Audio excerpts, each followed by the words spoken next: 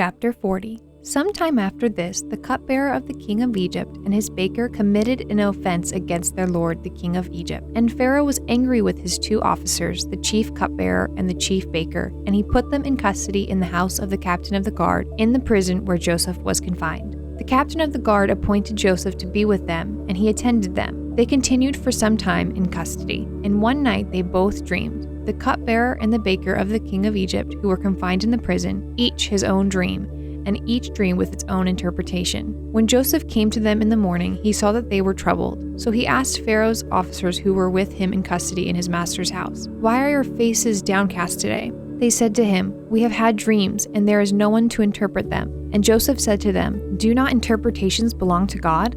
Please tell them to me." So the chief cupbearer told his dream to Joseph and said to him, "In my dream there was a vine before me, and on the vine there were 3 branches. As soon as it budded, its blossoms shot forth, and the clusters ripened into grapes. Pharaoh's cup was in my hand, and I took the grapes and pressed them into Pharaoh's cup, and placed the cup in Pharaoh's hand. Then Joseph said to him, 'This is its interpretation. The 3 branches are 3 days. In 3 days, Pharaoh will lift up your head and restore you to your office, and you shall place Pharaoh's cup in his hand as formerly when you were his cupbearer. Only remember me when it is well with you, and please do me the kindness to mention me to Pharaoh, and so to get me out of this house. For I was indeed stolen out of the land of the Hebrews, and here also I have done nothing that they should put me into the pit.' When the chief baker saw that the interpretation was favorable, he said to Joseph, 'I also had a dream. There were 3 cake baskets on my head, and in the upmost basket there were all sorts of baked food for Pharaoh, but the birds were eating it out of the basket on my head.' And Joseph answered and said, 'This is its interpretation. The 3 baskets are 3 days.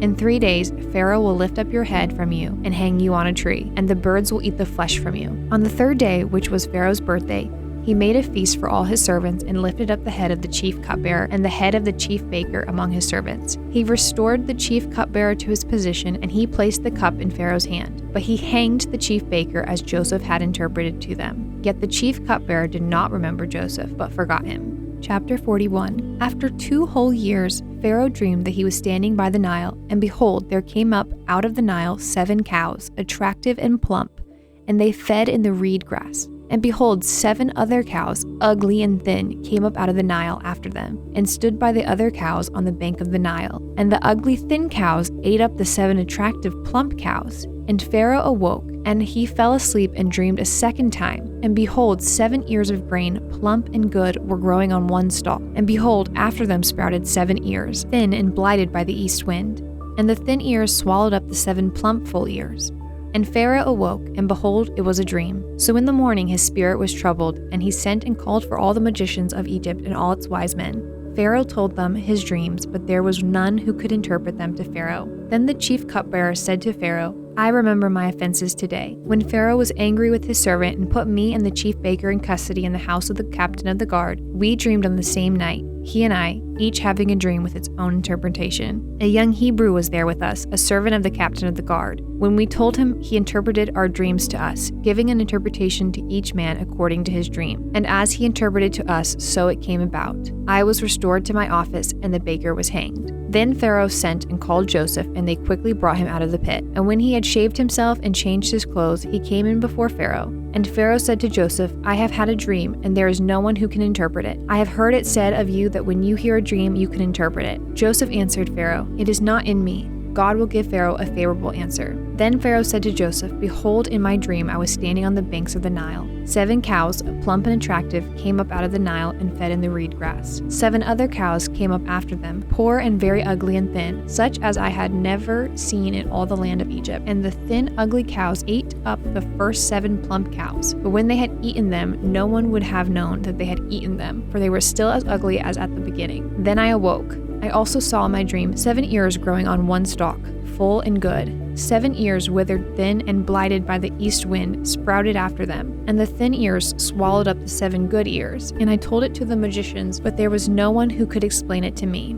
Then Joseph said to Pharaoh, "The dreams of Pharaoh are one. God has revealed to Pharaoh what he is about to do. The 7 good cows are 7 years, and the 7 good ears are 7 years. The dreams are one. The 7 lean and ugly cows that came up after them are 7 years, and the 7 empty ears blighted by the east wind are also 7 years of famine. It is as I told Pharaoh. God has shown to Pharaoh what he is about to do. There will come 7 years of great plenty throughout all the land of Egypt. But after them there will arise 7 years of famine, and all the plenty will be forgotten in the land of Egypt. The famine will consume the land, and the plenty will be unknown in the land by reason of the famine that will follow, for it will be very severe. And the doubling of Pharaoh's dream means that the thing is fixed by God, and God will shortly bring it about. Now therefore let Pharaoh select a discerning and wise man, and set him over the land of Egypt. Let Pharaoh proceed to appoint overseers over the land, and take 1/5 of the produce of the land of Egypt during the 7 plentiful years. And let him gather all the food of those good years that are coming, and store up grain under the authority of Pharaoh for food in the cities, and let them keep it, that the food shall be a reserve for the land against the 7 years of famine that are to occur in the land of Egypt, so that the land may not perish through the famine.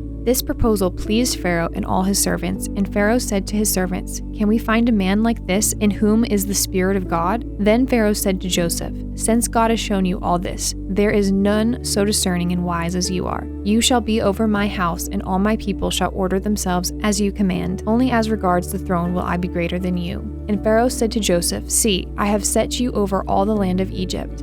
Then Pharaoh took his signet ring from his hand and put it on Joseph's hand, and clothed him in garments of fine linen, and put a gold chain around his neck. And he made him ride in his second chariot, and they called out before him, "Bow the knee!" Thus he set him over all the land of Egypt.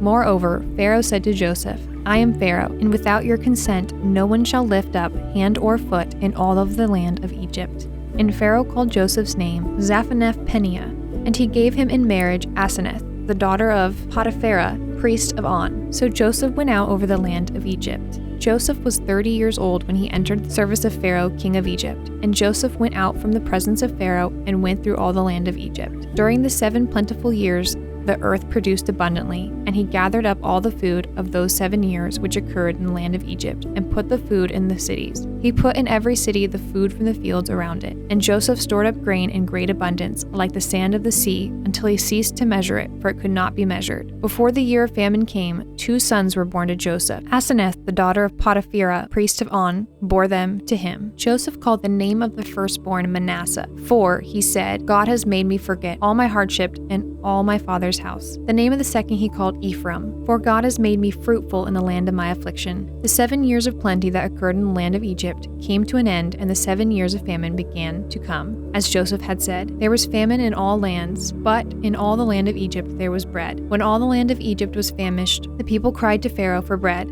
Pharaoh said to all the Egyptians, "Go to Joseph.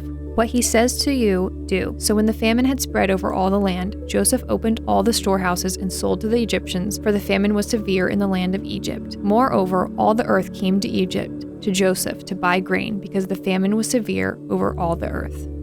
Chapter 42. When Jacob learned that there was grain for sale in Egypt, he said to his sons, "Why do you look at one another?" And he said, "Behold, I have heard that there is grain for sale in Egypt. Go down and buy grain for us there, that we may live and not die." So 10 of Joseph's brothers went down to buy grain in Egypt. But Jacob did not send Benjamin, Joseph's brother, with his brothers, for he feared that harm might happen to him. Thus the sons of Israel came to buy among the others who came, for the famine was in the land of Canaan. Now Joseph was governor over the land. He was the one who sold to all the people of the land. And Joseph's brothers came and bowed themselves before him with their faces to the ground. Joseph saw his brothers and recognized them, but he treated them like strangers and spoke roughly to them. "Where did you come from?" he said. They said, "From the land of Canaan to buy food." And Joseph recognized his brothers, but they did not recognize him. And Joseph remembered the dreams that he had dreamed of them.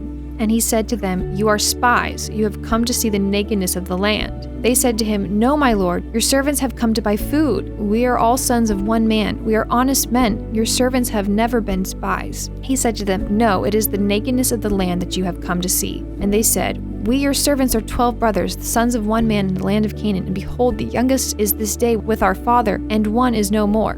But Joseph said to them, "It is as I said to you, you are spies. By this you shall be tested. By the life of Pharaoh you shall not go from this place unless your youngest brother comes here. Send one of you and let him bring your brother while you remain confined, that your words may be tested, whether there is truth in you. Or else by the life of Pharaoh surely you are spies." And he put them all together in custody for 3 days. On the 3rd day Joseph said to them, "Do this and you will live, for I fear God. If you are honest men, let one of your brothers remain confined where you are in custody, and let the rest go and carry grain for the famine of your households. And bring your younger brother to me, so your words will be verified, and you shall not die. And they did so. Then they said to one another, In truth, we are guilty concerning our brother, in that we saw the distress of his soul when he begged us, and we did not listen. That is why this distress has come upon us. And Reuben answered them, Did I not tell you not to sin against the boy? But you did not listen. So now there comes a reckoning for his blood. They did not know that Joseph understood them, for there was an interpreter between them. Then he turned away from them and wept. And he returned to them and spoke to them. And he took Simeon from them and bound him before their eyes. And Joseph gave orders to fill their bags with grain and to replace every man's money in his sack and to give them provisions for the journey. This was done for them. Then they loaded their donkeys with their grain and departed. And as one of them opened his sack to give his donkey fodder at the lodging place, he saw his money in the mouth of his sack. He said to his brothers, My money has been put back. Here it is in the mouth of my sack. At this their hearts failed them, and they turned trembling to one another, saying, What is this that God has done to us? When they came to Jacob their father in the land of Canaan, they told him all that had happened to them, saying, The man, the Lord of the land, spoke roughly to us and took us to be spies of the land. But we said to him, We are honest men, we have never been spies. We are 12 brothers, sons of our father. One is no more, and the youngest is this day with our father in the land of Canaan. Then the man, the Lord of the land, said to us, By this I shall know that you are honest men. Leave one of your brothers with me, and take grain for the famine of your household, and go your way. Bring your youngest brother to me. Then I shall know that you are not spies, but honest men, and I will deliver your brother to you, and you shall trade in the land. As they emptied their sacks, behold, every man's bundle of money was in his sack. And when they and their father saw their bundles of money, they were afraid. And Jacob their father said to them, You have bereaved me of my children. Joseph is no more, and Simeon is no more. Now you would take Benjamin? All this has come against me. Then Reuben said to his father, Kill my 2 sons if I do not bring him back to you. Put him in my hands, and I will bring him back to you. But he said, My son shall not go down with you, for his brother is dead, and he is the only one left. If harm should happen to him on the journey that you are to make, you would bring down my gray hairs with sorrow to Sheol.